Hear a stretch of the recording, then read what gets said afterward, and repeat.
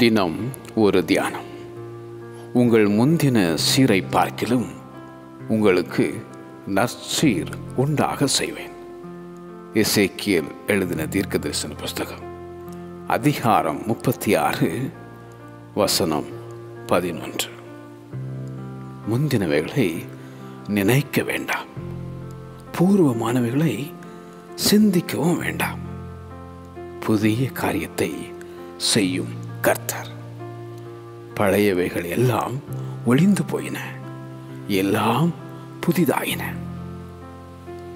சீர்குலைந்தவைகள் சீராக்கப்படும், நலிந்தவைகள் நலம் பெறும், உடைந்தவைகள் உருவாக்கப்படும், இடிந்தவைகள் எழுப்பப்படும், தோல்விகள் ஜெயமாகிடும், இழந்தவைகள் அனைத்தும் இரண்டத்தனையாய்,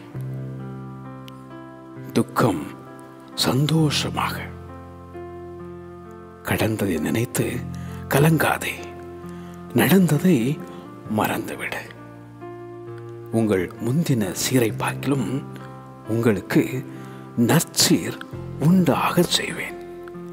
உங்கள் முந்தின சீரை பார்க்கிலும் உங்களுக்கு நற்சீர் உண்டாக செய்வேன்.